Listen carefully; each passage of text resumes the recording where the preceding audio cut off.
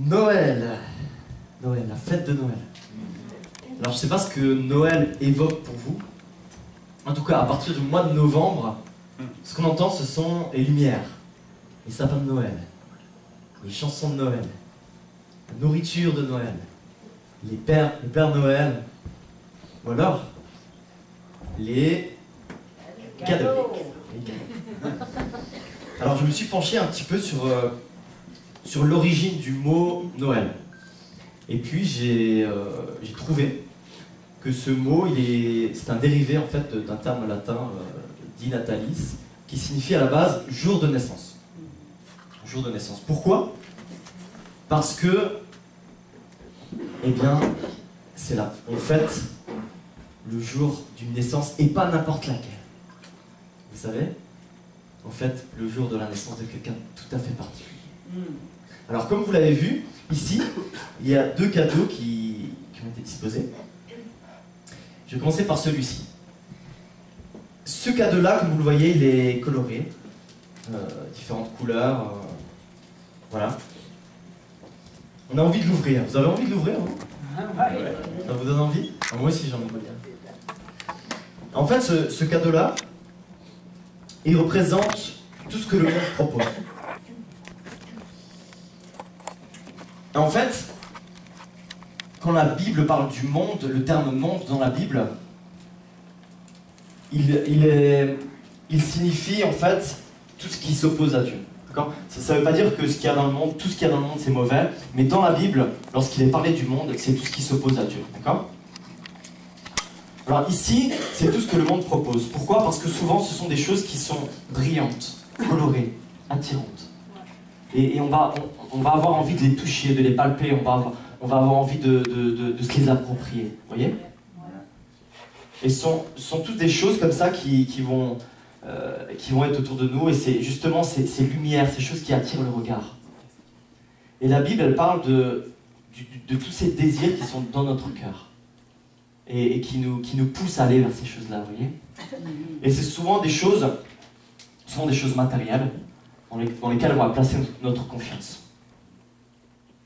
Et on va penser que ce sont des choses qui vont nous apporter la paix intérieure, que ce sont des choses qui vont nous apporter le bonheur, que ce sont des choses qui vont nous donner un sens.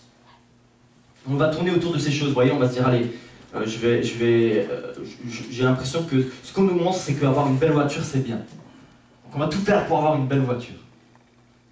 Alors on va nous montrer qu'avoir une belle maison avec un jardin bien vert et bien tendu, c'est bien. Alors je vais tout faire pour avoir ce jardin et puis cette tondeuse avec le jardin bien vert, bien tendu, bien parfait, bien nickel. Vous voyez? Et puis on va essayer d'avoir toutes ces choses et de les acquérir peu à peu. Et une fois qu'on a une chose, on veut la deuxième. Une fois qu'on a la deuxième chose, on veut la troisième. Comme ça, on court et on ne s'arrête jamais, on continue. Parce que ces choses-là nous attirent. Parce que ces choses-là nous prennent comme ça, on les voit. Et alors, lorsqu'on n'arrive pas à acquérir ces choses, eh ben, la Bible nous parle du désir des yeux. Et le désir des yeux, c'est toutes les choses qu'on convoite et qu'on n'a pas. Et alors, on est frustré. Et notre frustration, on la met dans les images. Et il y a quelque chose qui s'installe comme une dépendance envers les images, envers les choses qu'on convoite. On commence à voir que telle et telle personne elle a ça et on le veut et on le convoite. Même ça peut être même des personnes, ça peut être la femme de quelqu'un, le mari de quelqu'un. Ça peut être la voiture de quelqu'un. Ou bien ça peut être des images qu'on voit sur nos écrans, à la télé ou alors sur internet. On devient dépendant de certaines choses. Pour certains, ça peut être la pornographie. Pour d'autres, ça peut être les jeux vidéo. Ou encore pour d'autres, les jeux d'argent, le poker, toutes ces choses-là. Et on devient dépendant de ces choses, c'est des choses qui s'installent en nous et on pense, quand on est dans notre bulle, que ces choses-là vont nous apporter le bonheur, que ces choses-là vont nous combler notre cœur. Et on continue de courir. On continue de courir, on continue à chercher parce que notre cœur n'est pas satisfait. Et on continue de palper, d'essayer de trouver, de chercher ce bonheur. Pourquoi? Pourquoi est-ce qu'on continue de courir? Pourquoi est-ce que notre cœur n'est jamais satisfait? Pourquoi est-ce qu'il y a toujours ce vide à l'intérieur de notre cœur? Parce que le désir plus profond, le plus profond désir de notre cœur, c'est d'être aimé. Et que Dieu, il a comblé cet amour. C'est seul Dieu qui a comblé cet amour. Et il l'a comblé dans la personne de Jésus-Christ. Et ce cadeau-là, il représente ce que Dieu a fait pour nous. Et ce cadeau-là, il n'est pas forcément aussi attirant que l'autre, pas forcément aussi éblouissant, il ne donne pas forcément autant envie. Et pourtant, c'est le seul qui va nous donner la vraie paix intérieure. Amen. C'est le seul qui va vraiment nous donner le bonheur et un sens à notre vie. C'est ce qu'il y a de plus beau. C'est que Dieu, il a montré cet amour en venant lui-même sur la terre. Et c'est ça ce que ça signifie Noël. C'est la naissance d'un sauveur. La naissance de celui qui va nous apporter les réponses. La naissance de celui qui va combler notre cœur. Jésus. Ça signifie tout simplement le sauveur. Celui qui donne un sens à notre vie. Et ce cadeau-là, eh bien, il représente ce sauveur, ce Dieu qui est venu sur terre comme un enfant, dans la simplicité. Et j'aimerais vous dire, vous qui êtes là ce matin, que Dieu, il est venu dans la personne de Jésus, et que Jésus, il est venu pour les personnes qui sont humbles, qui sont simples. Il est venu pour sauver ceux qui se savent pécheurs. Pas ceux qui se disent, moi j'ai assez, moi je me confie dans les choses matérielles, moi j'y arriverai par mes propres forces. Et ce qui est extraordinaire dans ça, c'est que on n'a pas besoin de prouver quoi que ce soit. Dieu, il l'a fait pour nous. Là-dedans, on va toujours essayer de faire mieux, de montrer qu'on est bien. Quand on a une fille, on va montrer qu'on va réussir à peser 50 kilos et ça va plaire, etc. Quand on a un garçon, on va montrer qu'on a la belle fille, la belle voiture, etc., les beaux trucs. Et toutes ces choses-là, ben, c'est des choses qu'on doit faire pour mériter quelque chose. Mais ce cadeau-là, il est simple, il est gratuit. Dieu nous l'a donné. Il est venu sur la terre, il a marché parmi les hommes, simplement. Il est venu pour les opprimés, pour les perdus, pour ceux qui sont malheureux, pour ceux qui sont tristes. Il est venu pour tous les hommes. Et la différence de nous, c'est que Jésus, lui, il était parfait. Il était blanc, comme ce cadeau, sans tache. Il a marché à la perfection sur la terre. Et il a fait du bien aux hommes. Et lorsqu'il est devenu adulte, il a vécu des choses tellement douloureuses. Pourquoi? Parce qu'il nous a aimés, parce qu'il a pensé à nous. Et il a marché, et il pensait à toi, il pensait à toi, il pensait à toi, il pensait à chacun de vous. Lorsqu'on l'a cloué sur la croix. C'est une mort atroce, terrible. On lui a craché dessus, on s'est moqué de lui, on est venu devant lui à la croix, on lui a dit, si tu es le Fils de Dieu, eh bien, descends de cette croix. Il est resté attaché sur cette croix, par amour. Donc, vous voyez le sang qui a coulé sur cette croix, ben, ce ruban, il représente ce sang. Et c'est la seule chose qui peut nous rendre blancs devant Dieu, comme ce cadeau, comme la neige qui tombe dehors. C'est que si on croit simplement que Dieu il a accompli ça pour nous, eh bien on devient blanc comme la neige. Il nous pardonne. Et il donne une vie nouvelle. Et vous voyez, ce qu'on vous partage ce matin, c'est tout simple. C'est pas plus compliqué que ça. C'est juste de décider d'accepter ce cadeau. C'est ça le véritable sens de Noël.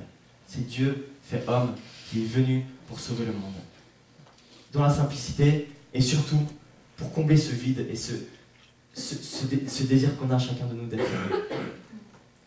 Vous voyez, moi aussi j'ai trouvé la femme de mes rêves. J'ai une femme extraordinaire. Et pourtant, elle et moi, on sait que si on n'avait pas Jésus, on serait vide dans notre cœur. On n'aurait pas le bonheur. On ne vivrait pas ce qu'on vivrait aujourd'hui. Et chacun de nous, là, on est venu ici, enfin, pour la majorité d'entre nous, on a une histoire. Et Jésus, il a changé notre vie. Il a fait de nous des personnes différentes. Et c'est pas, moi personnellement, j'étais quelqu'un, à un moment donné dans ma vie, j'étais dans la délinquance, je fumais de la drogue, je buvais de l'alcool et tout ça, j'étais loin de Dieu. Et quand j'ai vraiment découvert ce cadeau-là, ça a complètement transformé mon existence. Et c'est ce qu'on veut partager ce matin. Et peut-être que tu es là ce matin et tu te dis, mais si c'est si simple, je le veux moi. Et on a envie de vous dire, vas-y, c'est le moment. N'attends pas demain, n'attends pas ce soir, ne traîne pas. Peut-être que tu te dis, moi je suis pas assez bon, je suis pas assez bien, ou je m'en sortirai jamais. Eh ben, ce cadeau il est pour toi alors ce matin. C'est ça que Dieu veut. Qu'ils disent, moi je suis pas assez bien. C'est seulement Jésus qui peut te rendre bien. Et tu peux l'accepter ce matin. Peu importe ce que tu as fait, peu importe ton histoire, tu peux l'accepter ce matin. Simplement. Est-ce que tu veux accepter ce cadeau? Je te laisse la question, toi, ce matin.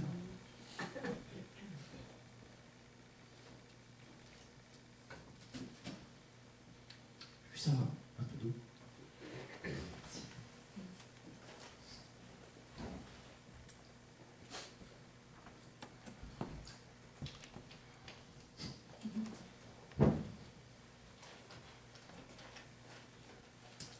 Mais c'est pas terminé.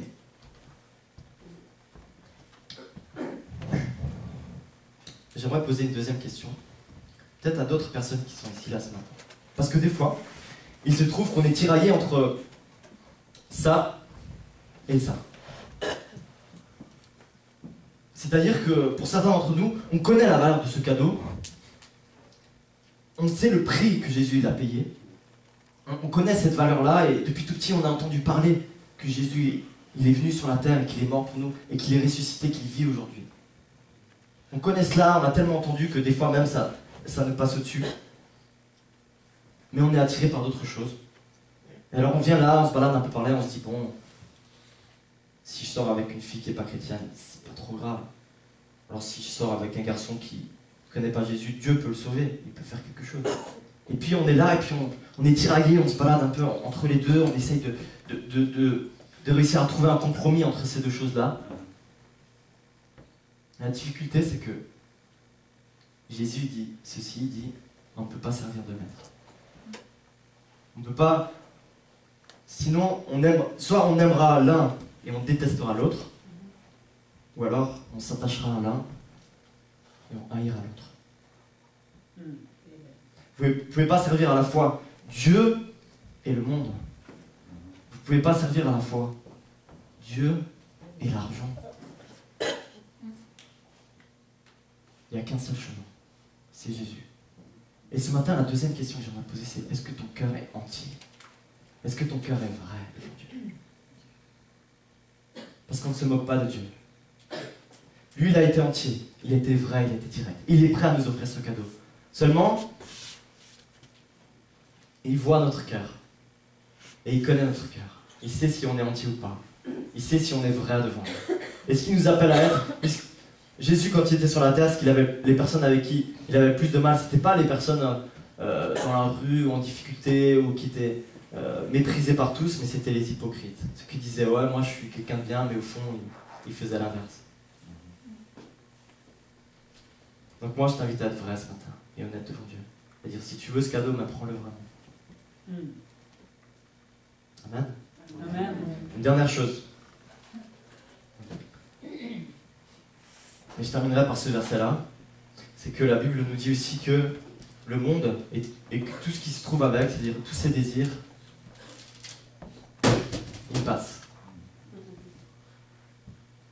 Mais celui qui fait la volonté de Dieu demeure éternel. Amen. D'accord? Ça veut dire que c'est la seule chose qui va rester, qui est réelle, qui est vraie. C'est la vie éternelle en Jésus-Christ. Amen? Alors ce que je vous invite à faire simplement, c'est juste de fermer vos yeux.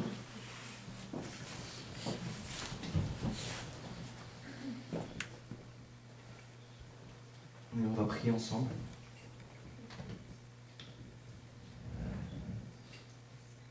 Peut-être que, oui, vous êtes là ce matin et puis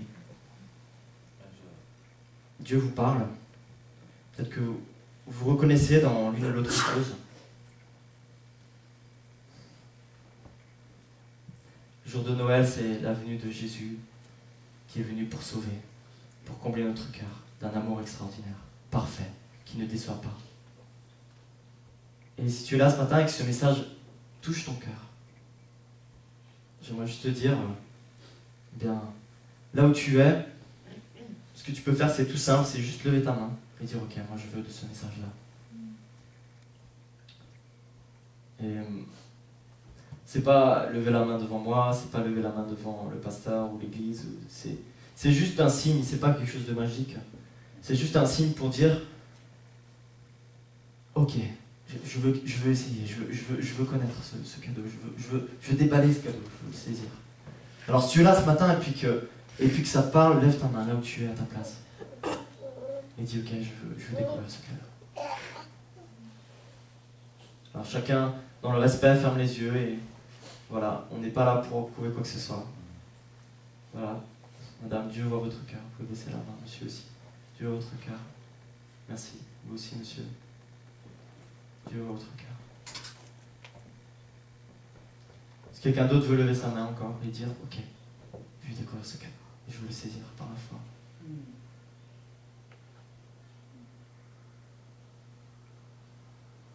Ok, madame, Dieu voit votre cœur. Vous pouvez baisser la main, monsieur aussi.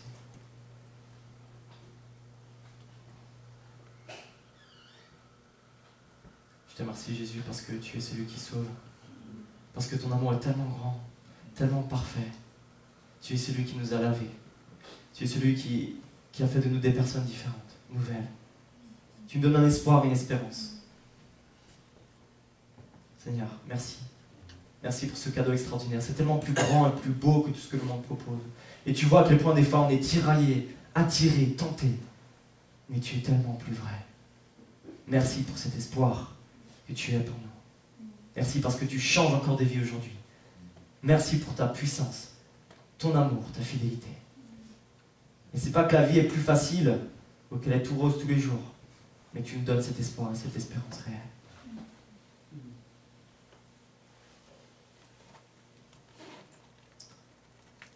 Et peut-être que tu es là ce matin et puis que tu connais Jésus depuis tout petit, tu l'as entendu. Tu connais la valeur de ce cadeau. Tu sais qui il est, tu l'as toujours entendu, mais voilà, ce matin tu dis bon, je sais que je ne suis pas tout à fait vrai là. Je ne suis pas tout à fait honnête. C'est que je suis là, je me balade un peu entre les deux. J'aimerais juste t'inviter à dire ok. C'est ainsi que je décide de saisir ce cadeau et de te suivre vraiment. J'aimerais te dire, hein, moi je te le dis parce que la Bible le dit, ça vaut plus le coup que n'importe quelle autre vie. C'est de suivre Jésus-Christ. Alors si tu es là ce matin, je t'en supplie, lève ta main et dis, moi je veux suivre le Seigneur. Peut-être que tu n'oseras pas lever ta main, mais au moins ce soir, mets-toi à genoux dans ta chambre et demande pardon à Dieu.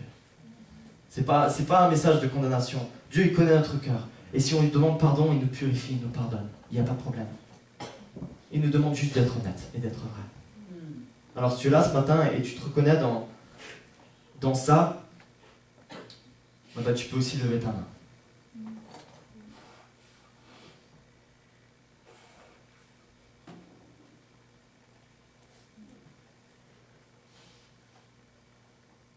Ok, monsieur, Dieu voit votre main. Laissez la main.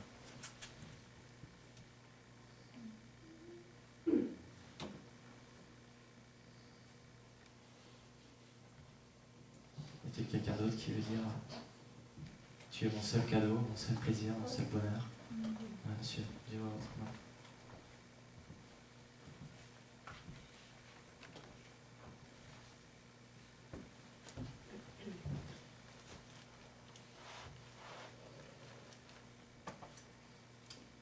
Merci pour ta parole, Seigneur notre Dieu. Et parce que nous savons que elle demeure éternellement. Merci parce que tu habites en nous. Et tu es en nous l'espérance de la vie éternelle, l'espoir d'une vie qui un jour sera sans souffrance, ni deuil, ni larmes. Tu donnes cet espoir, au-delà des difficultés et des épreuves, ici-bas, qu'un jour nous serons éternellement avec toi dans la joie. Amen. Nous te louons et te bénissons. Et nous te demandons de venir encore sauver ce matin. Tu connais les personnes qui ont levé leurs mains. Je te demande de venir leur donner les armes, les paroles, les encouragements nécessaires. Je te demande de venir te manifester à chacun. Merci parce que tu es le Dieu qui pardonne. Tu es le Dieu d'une nouvelle vie, le Dieu du nouveau départ. Tu es celui qui renouvelle toujours un espoir, une espérance. Nous te louons pour cela. Au nom de Jésus. Amen. Amen.